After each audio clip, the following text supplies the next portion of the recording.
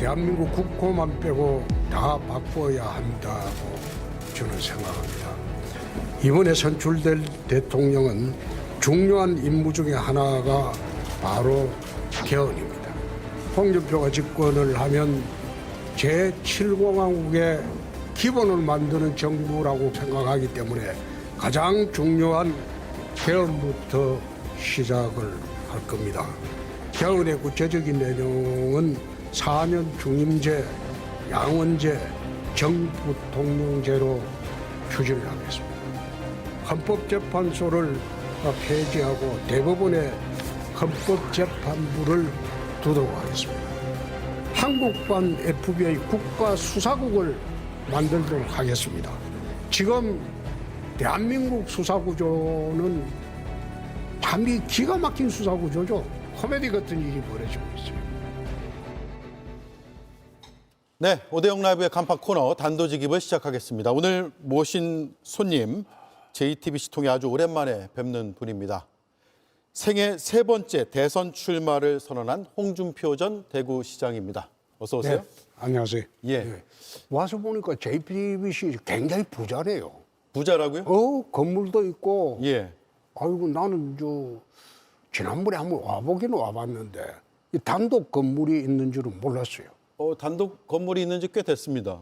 그러니까 그만큼 오랜만에 오신 건가요? 예, 부자네요. 예.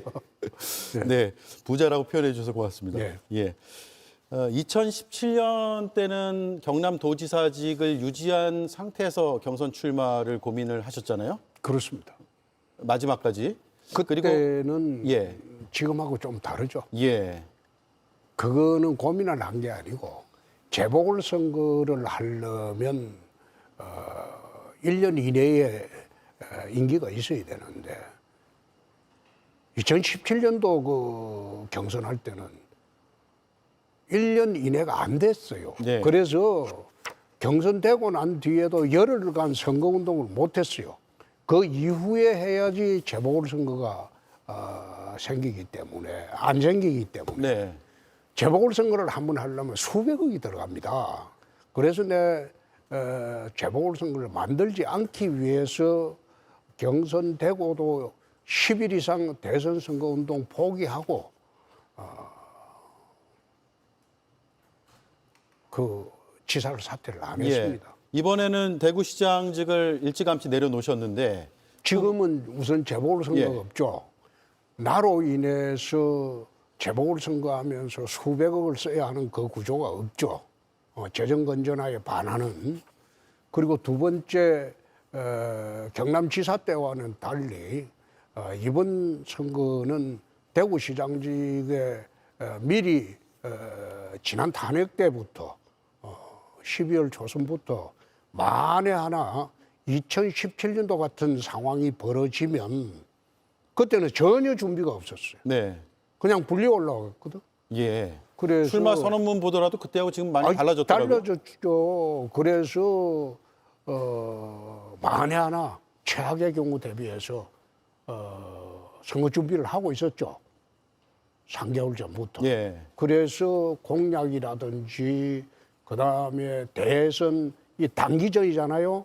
이 단기전에 어떻게 하는지 단기전에 노하우 있는 사람은 나밖에 없습니다. 우리 당에서. 예. 4월에 책 내셨더라고요. 4월 그렇죠. 10일자로요. 예, 제7공화국 선진대국 시대를 연다. 그렇습니다. 예. 이 이른바 공약집이라고 봐도 되겠죠? 대한민국 미래 100년을 한번 그려본 그 글입니다. 예. 첫 그게 챕터를 보면 선진대국 나오잖아요. 그렇죠. 개헌이 나오고. 예. 개헌을 그러면 가장 주요 공약으로 지금 내세우시는 건가요? 그렇죠. 지금 6공화국을 우리가 겪은 지 거의 40년가량 됐어요. 예. 87 체제가. 그럼 87 체제가 민주화의 완성을 기여를 했어요. 그러면 조국 근대화했고, 처음에 건국 시대를 지났고, 조국 근대화 시대를 지났고, 민주화 시대를 지났으면 그 다음은 선진대국 시대로 가야 돼요. 예. 그럼 그 선진대국 시대로 가려면 물질적으로는 지금 3만 달러 넘었기 때문에 선진국 시대라고 할 수 있죠.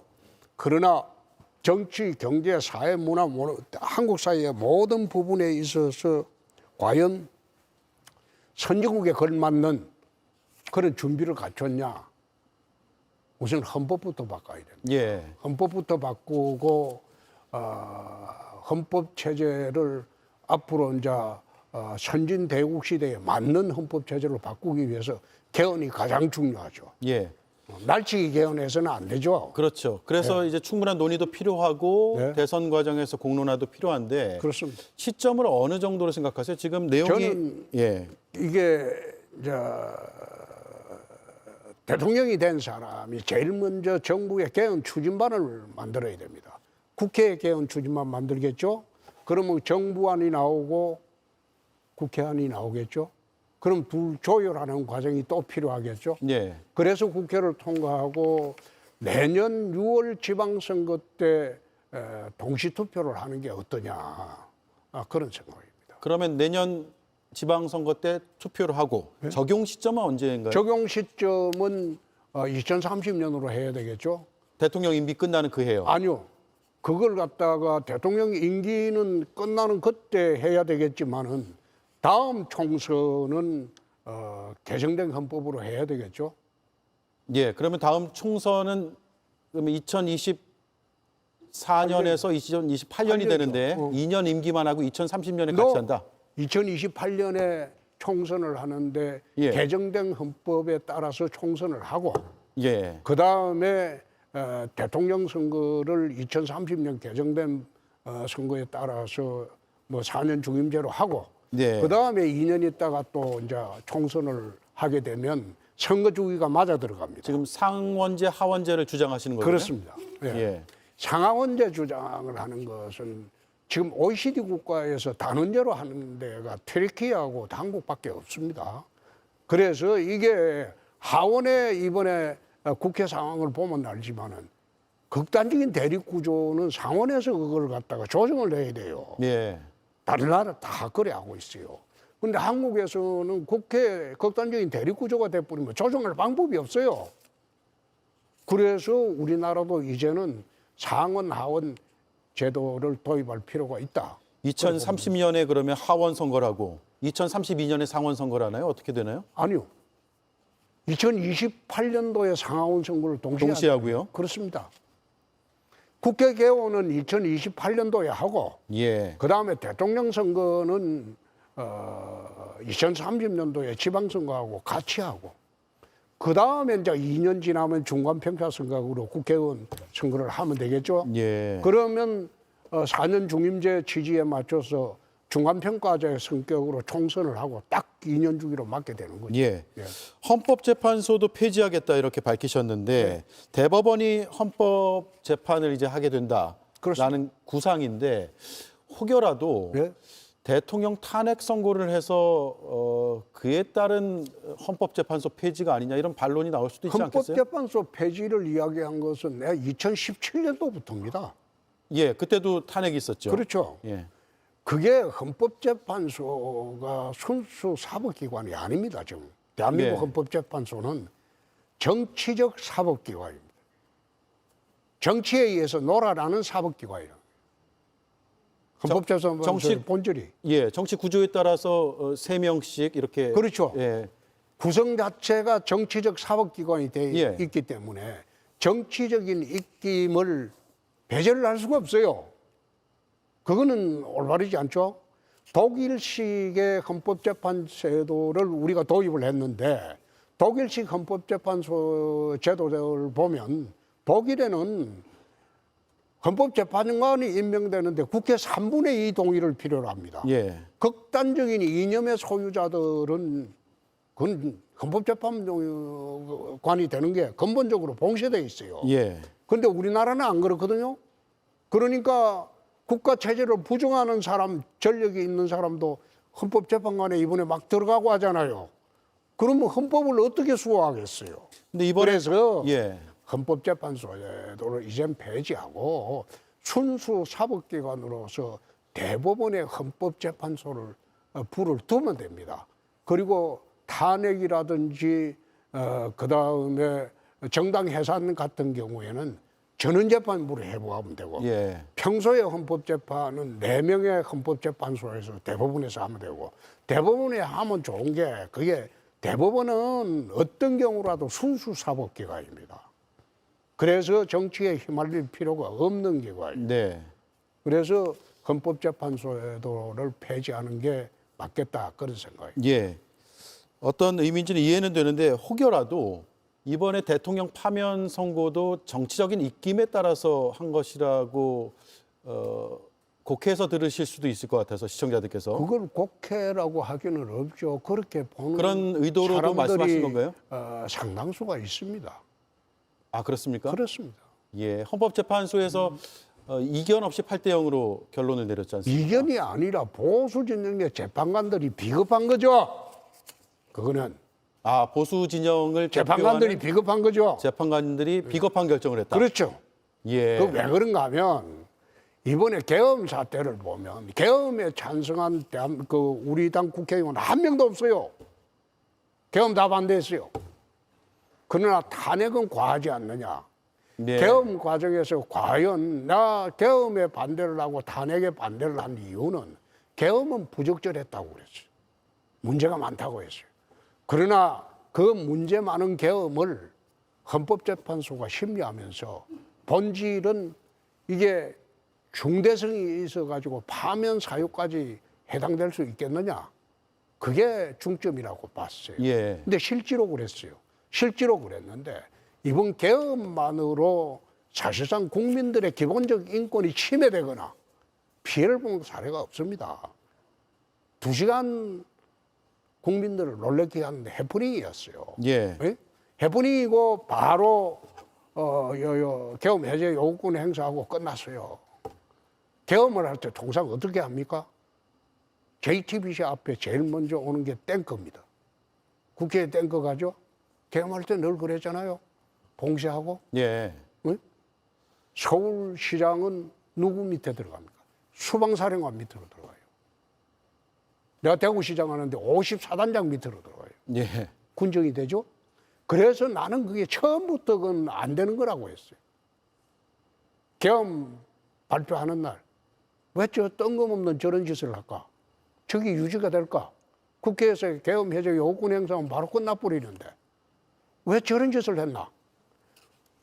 정치로 풀어서야 할 문제를 왜 계엄 사유로 삼냐? 근데 계엄 사유 안 된다고 했어요. 알겠습니다. 그러면 예.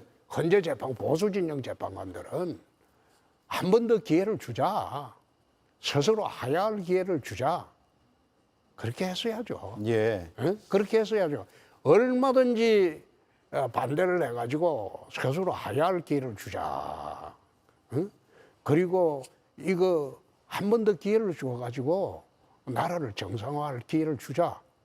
그리고 본인도 임기 마치지 않는다고 했잖아요. 그러면 보수 진영의 헌법재판관들이라면 그걸 갖다가 기각의견으로 한 번 더 기회를 주자고 할 수 있었어요. 그래서 근데 비겁했다. 그걸 내가 하는 거 보니까 예. 이 사람들은 참 비겁한 사람들이다. 예. 나는 그래 봤어요. 예. 헌법재판소의 판단하고는 전혀 다른 해석을 하고 계시는데 너 예. 그거는 법률적으로 이렇게 해석할 수도 있고 저렇게 해석할 수도 있습니다. 예. 중대하고 명백했느냐 그 해석을 제가 이야기하는 식으로 할 수가 있습니다. 그건 정상에 관한 해석입니다. 예. 법리적으로 해석한 거는 나는 그거는 이의를 안 달아요. 그러나 정상에 관한 해석은 얼마든지 그렇게 할 수 있습니다. 알겠습니다. 홍준표 시장의 해석이라고 제가 말씀을 드리면서 왜냐하면 헌법재판소하고는 전혀 다른 판단이 전혀 있으니까 다른 게 아니라 윤 대통령 측에서도 같은 주장을 했었잖아요. 하지만 받아들여지지 않았고요. 윤 대통령 측에서는 그런 주장을 안 했죠. 계엄 자체가 불법이 아니었다고 주장을 했죠.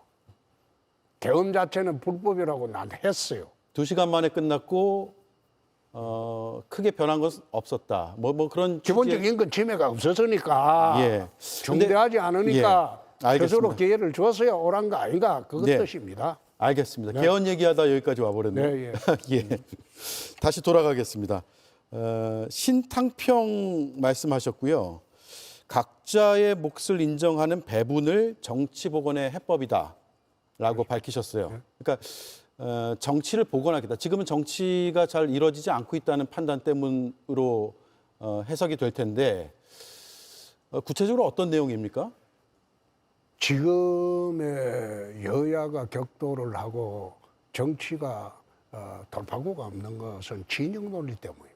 진영 논리 때문에. 그렇습니다. 예. 내 진영의 사람은 도둑놈이라도 지지한다. 강도라도 지지한다. 어떤 범죄자라도 내 지지하는 사람은 변함이 없다. 예. 그런 진영 논리 때문에. 진영 논리에 다들 그렇죠. 빠져 있다. 다들 빠져 있죠. 예. 여야가 다. 그리고 그것 때문에 서로가 대화를 안 하고 서로가 충돌하고 국회가 그렇게 변해버렸어요. 옛날이 아니라 저희들이 국회에 있을 때는 여야 대화를 했습니다. 지금 대화 자체가 없잖아요. 예. 토론 자체도 없고. 예. 원내대표 비공개 회동도 많이 하셨잖아요. 아니, 우리야 그때 광우병 파동 때 내 원내대표 할 때는 세상이 어지럽고 힘들 때도 여야 합의로 처리 다 했죠. 예. 국회에서 막구 회동도 하고 밤을 새워서 토론도 하고 그래서 막구 회동을 다 해서 합의 처리를 다 했죠. 근데 지금은 그렇지 않아요. 왜 그럴까요? 진영 논리 때문에. 워낙 이게 노무현 대통령 이후로 20년 동안 좌우 대결, 보수 진보 대결이 이제는 극에 달했어요. 예. 이번에 계엄과 그 다음에 그 탄핵 소추는 극적으로 충돌한 겁니다. 진영 논리가. 그래서 새로운 정권이 들어오면 서로가 서로의 상대방을 인정을 해야 돼요. 인정을 해야 돼요. 상대방의 주장도 인정하고 예. 서로 만나서 대화하고 타협하고 그리고 소통하고 그렇게 해서 모든 가치 기준을 상위 개념으로 국익에 두자. 나라의 이익에 도움이 되냐? 예. 국민들의 이익이 도움이 되냐? 국익에 두고 그 다음에 진영 논리는 따지지 말자는 겁니다. 진영 논리는 따지지 말고 일단 국익을 우선으로 하자. 국익이 최상위 개념이 돼야 되겠죠. 그래 되면 정치권의 갈등이 풀 수가 있다 이겁니다. 예. 제가 이거 말꼬리 잡는 건 아니고 또 이 얘기가 다시 길어질까 봐 좀 고민하지만 또 질문을 안 드릴 수가 없는데 이 이전 질문에서 보수 재판관들이 대통령 측에 손을 들어줘야 되지 않았냐라는 취지로 말씀하시면서 비겁하다라고 하셨는데 그것도 역시 진영 논리에 빠진 생각 아닙니까? 진영 논리가 아니고 예. 보수 재판관이었다면 그렇게 계엄 사태의 중대성에 대해서 실질적 피해가 없었으니까 한 번 더 기회를 주자 할 수 있었다 이 말이에요. 예. 위법하지만 독일의 헌법재판소는 위법하면 아무리 사소한 것이라도 무조건 파면입니다. 그러나 우리나라 헌법재판소는 위법하더라도 파면하지 않는 경우가 있었습니다. 예. 노무현 대통령 때입니다. 예. 중리범위 위반했지만은 그 정도로 파면하기 어렵다. 그런 판결을 했거든요. 마찬가지로 실질적으로 국민의 기본권 침해를 한 사실이 없기 때문에 한 번 더 기회를 주자. 예. 그렇게 할 수도 있었는데 굳이 그런 논리를 안 세우고 다른 진영의 주장에 함몰되어 간 것은 제가 보건대는 비겁한 헌법재판관들이었다. 예. 그런 생각입니다. 그 비겁을 꼬집는 문제 제기는 진영 논리와는 좀 차원이 다르다. 그렇습니다. 말씀이네요. 예. 알겠습니다. 초격차 기술 개발과 상용화에 최소 50조 원을 투자하겠다 이런 말씀을 하셨어요. 눈에 확 들어오더라고요. 50조 원이. 그게 이재명 대표는 100조라고 했죠. 예, AI 분야에 대해서만요. AI에 대해서만 100조 하는 거는 나라 그런 돈이 없습니다. 예, 재원이 없다. 그렇죠. 말씀이네요. 그리고 오늘 어떤 우리 당 후보는 200조라고 또 이야기했어요. 그 소리 듣고 제대로 예산 편성 과정을 알고나 저런 소리를 하냐 그런 생각을 했는데 예. 사실상 이거는 민간이 주도하는 겁니다. 정부가 기술 개발을 주도하는 게 아니고 민간에 지원하는 겁니다. 지금 우리가 이 예산을 사용하자고 하는 거는 5년간 사용하자고 하는 겁니다. 매년 그러면 10조 원씩 그렇죠. 지원하자. 지금은 예. 한 4조 정도 하는데 그렇게 하지 말고 기업에 좀 더 지원을 해서 5년간 50조 정도 투자하자. 그런 취지이고 나는 오늘 어떤 후보는 뭐 나와서 뭐 200조 샀는데 남이 100조라고 하니까 200조라고 하는 거예요. 예. 그런데 그런 돈이 다 어디 있습니까? 예. 딴 데 쓸 때도 그만큼 많은데. 중요한 사안이긴 그렇죠. 하죠. 예. 그래서 윤 정부가 지난번에 R&D 예산을 줄인 것은 그건 크게 잘못한 겁니다. 네. 잘못한. 2023년에서 24년 넘어갈 때 그렇죠. 줄였고 그에 대한 학계에서도 비판이 상당히 그렇죠. 많았죠. 그건 잘못한 겁니다. 예. 네. 예. 그런 잘못은 반복하지 않겠다. 그렇습니다. 오히려 전폭적으로 지지하고 지원을 하되 재원 내에서 하겠다. 미래 먹거리 문제죠. 예. 그러니까 이게 예산의 선호 문제, 어디가 급한 데냐 그 문제죠. 급한데 먼저 지원을 하는 게 맞으니까요. 예. 10조 원이라는 숫자는 어떻게 나왔을까요? 연간 10조 원이면 총 이제 5년 동안 50조 원인데요. 현재 이제 한 4조 8천억 정도, 한 5조 정도 하니까 예. 그 2배는 해줘야 되지 않느냐 그 뜻입니다. 윤석열 정부 마지막에 예산 짰던 것이 한 5조 가까이 되니까 4조 한 6천억이나 될 거예요. 예. 그것보다는 좀 2배는 해줘야지. R&D 총 예산이 24조 8천억 원인가 그렇고 예, 예. 그 안에서 5조 원 가까이가 예. 이 AI를 비롯한 예, 초격차 기술. 그렇습니다. 예. 예.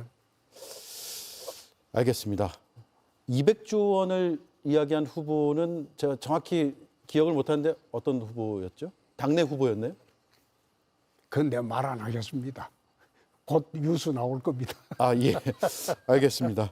제가 뉴스를 잘 못 본 걸 수도 있으니까 이렇게 질문을 드리고요. 핵 균형론자. 예. 2017년 대선 때도 주장을 많이 하셨고 자유한국당 예. 대표 시절에도 그래서 이게 핵 무장을 자체적으로 하자는 것이냐 뭐 여러 이제 반론과 또 오해도 좀 있었는데 제가 이해하고 있는 게 맞는지 한번 일단 검증을 해주세요. 미국에서 전술핵 한반도 재배치를 추진하도록 우리가 주장을 하되 미국에서 그렇게 해주지 않을 경우에는 자체 핵 무장을 할 수 있는 방법을 찾는다. 이건가요? 맞습니다. 예. 이게 한 8년 정도 된 주장인데 사실 그 8년 사이에 이 주장을 그럴 필요가 있어 보인다라는 의견들이 늘어난 것도 사실이지만 또 동시에 한반도 비핵화 원칙 훼손이다. 라는 아주 큰 명제에서는 여전히 해소되지 그럼 않는 내가 반론이 물어봅시다. 있어요. 예. 한반도 비핵화가 가능하리라고 봅니까? 북한 비핵화가 가능하리라고 봅니다. 그러니까 이제 북한에서 비핵화에는 북한이 그 원칙을 깨고 있죠. 한반도 비핵화라는 예. 말이 뭡니까? 그거는 한반도 우리나라는 핵이 없어요. 예. 근데 이미 비핵화가 됐어요. 예. 예? 지금 91년도인가 그 뭐야 남북 정상회담하고 그 공동성명하고 난 뒤에 노태우 정부 때 우리에 있던 그 한국에 있던 전술핵이 지금 철수 다 했어요. 우리는 비핵화돼 있어요. 예. 비핵화라는 게 한반도 비핵화가 아니라 북한 비핵화입니다. 제가 그래서 그러면 말씀드린 게 북한 비핵화가 과연 가능한 명제냐 이 말이에요. 예. 예? 그래서 우리만 비핵화하는 게 과연 실효성이 있느냐 이 말씀이잖아요. 우리가 비핵화는 이미 했다니까. 예. 91년도에 남한은 핵이 없어요. 예. 그러니까 벌써 우리는 3, 4년 전에 비핵화가 돼 있어요. 예. 그런데 예. 북한이 과연 비핵화를 했느냐 이 말이야. 그때 남북 비핵화 하자고 했잖아요. 한북 이 김일성이하고. 근데 김일성이가 그때부터 핵 개발 계속 했잖아요.